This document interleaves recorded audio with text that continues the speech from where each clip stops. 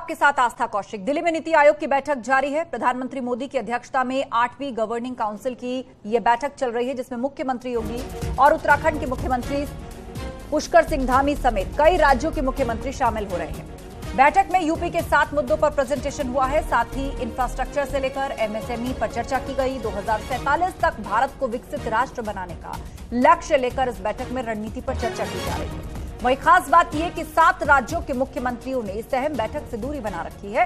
इसे लेकर बीजेपी की तरफ से तीखा पलटवार भी किया गया है। रविशंकर प्रसाद ने निशाना साधते हुए कहा, जिन प्रदेशों के सीएम ने बैठक से दूरी बनाई है, उन्होंने अपने प्रदेश की जनता को विकास और योजनाओं के लाभ से वंचित रखा है। 8वीं गवर्निंग काउंसिल के लिए 100 मुद्दे तय किए गए हैं। 100 issues are proposed to be debated in the 8th governing council. अब आप इतनी संख्या में मुख्यमंत्री नहीं आएंगे तो यहां जो निर्णय लिए जाएंगे तो अपने प्रदेश की जनता की आवाज आप नहीं ला रहे हैं, तो क्या उनको लाभ नहीं मिलना चाहिए क्या? ये निर्णय तो बंगाल के लिए भी होगा, ये निर्णय तमिलनाडु के लिए भी होगा, ये निर्णय बिहार के लिए भी होगा, ये निर्णय दिल्ली और पंजाब के लिए भी होगा, आदि आदि। आपके प्रदेश की जनता प्रभावित होने वाली है, क्योंकि उनके महत्वपूर्ण मुद्दे जो 100 चर्चा होने वाले हैं, उसके बारे में आपके यहां का रोड मैप बनाने में कठिनाई होगी। फैसले होंगे तो आप कहेंगे कि we are not party to it. आपको बुलाया गया तो आप आएंगे नहीं। उधर जनसंख्या नियंत्रण कानून को लेकर एक बार फिर समाजवादी पार्टी के सांसद शफीकुर रहमान बर्क ने सरकार पर निशाना साधा। कानून को लेकर चर्चा के बीच उन्होंने कहा कि इस कानून से देश की जनसंख्या पर कोई फर्क नहीं पड़ने वाला। साथ ही उन्होंने सरकार पर निशाना साधते हुए कहा कि कानून से अल्लाह के कानून पर फर्क नहीं पड़ेगा, पैदाइश नहीं रुकेगी। वहीं भारतीय जनता पार्टी की तरफ से बर्क के बयान पर तीखा पलटवार किया गया है। केशव प्रसाद मौर्य ने कहा, एसपी सिर्फ बरगलाने का काम करती है।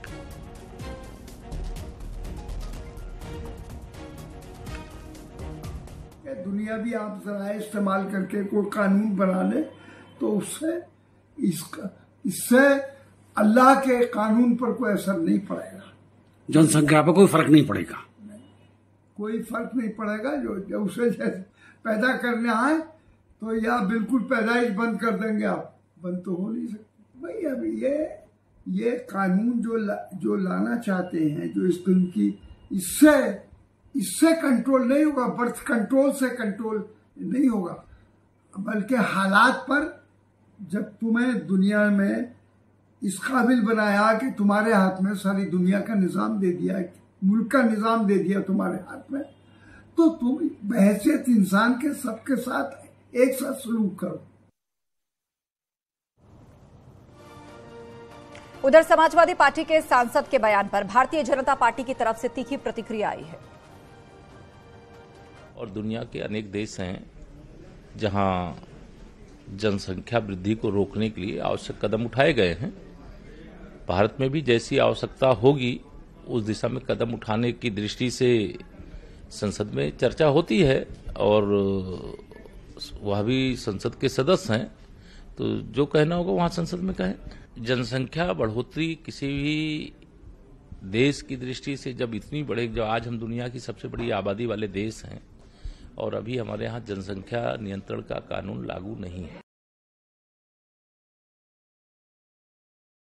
अभी सच है कि दुनिया को एक तरह से कह लीजिए कि जो हमारी युवा शक्ति है, जो हमारे पास टैलेंट है, जो दुनिया को चलाने की सामर्थ्य है, वो भारत के अंदर है। वह एक अलग पक्ष है, लेकिन ये विस्तार से जब संसद है, इसीलिए वहां पर जब कोई ऐसे विषय आते हैं तो उस पर विस्तार से चर्चा होती है और चर्चा के बाद फिर निर्णय होता, कानून बनता।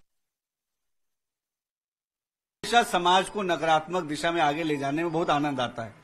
अगर देश सकारात्मक तरीके से आगे बढ़ना चाहता है, इसमें सभी का योगदान, सभी का सहयोग होना चाहिए।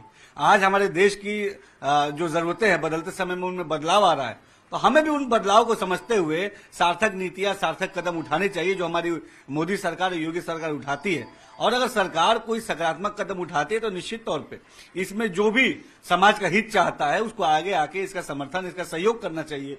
लेकिन समाजवादी पार्टी से हमेशा निराशा ही हाथ लगती है। समाज को, देश को, प्रदेश को आगे ले जाने की उनकी सोच नहीं है।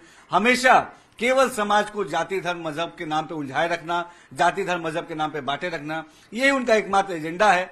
उनका एजेंडा है कि किस तरीके से समाज को गुमराह करके वो सत्ता का सुख हासिल करे, सत्ता की कुर्सी पे बैठे, ताकि वो अपने निजी राजनीतिक स्वार्थ को पूरा कर पाए। लेकिन जनता ने, आपने देखा कि हर चुनाव में समाजवादी पार्टी को नकारा है और इस तरीके के बयानवीरों से अब समाज ने दूरी बना ली है। समाज ने साफ संकेत दे दिया है कि जो भी उनके लिए विकास की बात करेगा वो उनके साथ डट के खड़े रहेगी। और केंद्र की मोदी सरकार और उत्तर प्रदेश की योगी सरकार के रूप में हमारे समाज को एक ऐसा नेतृत्व मिला है जो सही मायनों में हमारे समाज को व्यवस्थित तरीके से व्यवस्थाओं को आगे ले जाते हुए सकारात्मक दिशा में आगे बढ़ाने के लिए काम कर रहा है।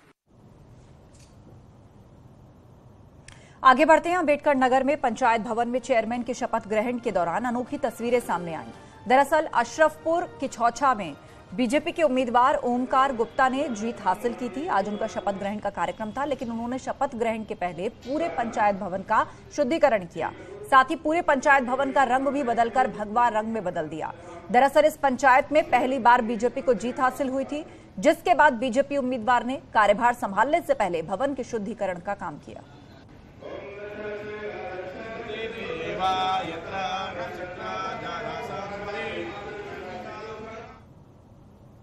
हरिद्वार में चल रही विश्व हिंदू परिषद की धर्म संसद में कई अहम प्रस्तावों पर फैसले हुए। संतों की मांग है कि मंदिरों पर सरकारी नियंत्रण खत्म हो और वक्फ बोर्ड की आड़ में चल रही जमीनों पर कब्जे के खेल को बंद किया जाए। क्या कुछ फैसले हुए, इस रिपोर्ट में देखिए।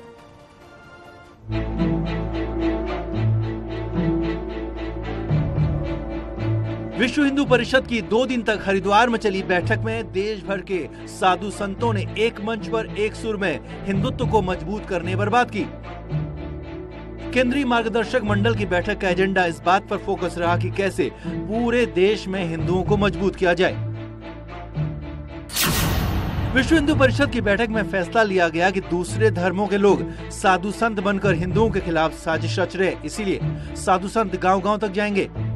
देश के मंदिरों में सरकारी कंट्रोल खत्म होना चाहिए, क्योंकि मस्जिद, चर्च पर सरकार का कोई कंट्रोल नहीं होता और हिंदू मंदिरों का पैसा हिंदुओं के हित में खर्च होना चाहिए। वक्फ बोर्ड की आड़ में कई जमीन माफिया हिंदुओं की जमीनों पर कब्जा कर रहे हैं। हिंदुओं में भेदभाव और छुआछूत की बात मन में डालकर धर्मांतरण किया जा रहा है, जिस पर रोक लगनी चाहिए। समलैंगिक विवाह और लिव इन रिलेशनशिप की आड़ में हिंदुओं की मान्यताओं पर चोट हो रही है, इसीलिए इन्हें मान्यता नहीं मिलनी चाहिए।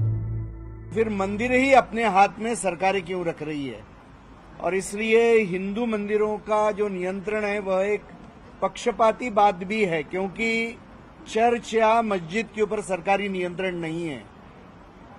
केवल हिंदुओं के ऊपर ही हिंदू मंदिरों के ऊपर ही नियंत्रण हो रहा है, और इसलिए सरकारी नियंत्रण से मंदिरों की मुक्ति। बैठक में दूसरे दिन मुख्यमंत्री पुष्कर सिंह धामी भी पहुंचे तो संतों ने एक सुर में मजारों पर एक्शन को सही बताया। तो वहीं मुख्यमंत्री ने संतों को भरोसा दिया कि देवभूमि सिर्फ देवभूमि रहेगी। वहीं संतों ने कहा कि उत्तराखंड में एक विशेष समुदाय के लोग बढ़ रहे हैं। हर शहर, गांव, आश्रम तक में एक घुसपैठिए की जांच होनी चाहिए, ताकि देवभूमि का इस्लामीकरण न हो। जो भी हमसे संतगणों की जो भी अपेक्षा है, उस संतगणों की सब अपेक्षाओं को हम लोग आगे बढ़ाएंगे, क्योंकि संतगणों का अपना तो कुछ नहीं होता। वो तो जो भी कहते हैं समाज के लिए कहते हैं, देश के लिए कहते हैं, धर्म के लिए कहते हैं, अध्यात्म के लिए कहते हैं। हरिद्वार को हिंदू संस्कृति, धर्म और अध्यात्म का केंद्र माना जाता है और विश्व हिंदू परिषद की बैठक में आए पूरे देश के संत यही संदेश लेकर गए कि कैसे देवभूमि से लेकर पूरे देश में हिंदुत्व के एजेंडे को मजबूत किया जाए। न्यूज़ 18 के लिए हरिद्वार से पुलकित के साथ दीपांकर भट्ट की रिपोर्ट।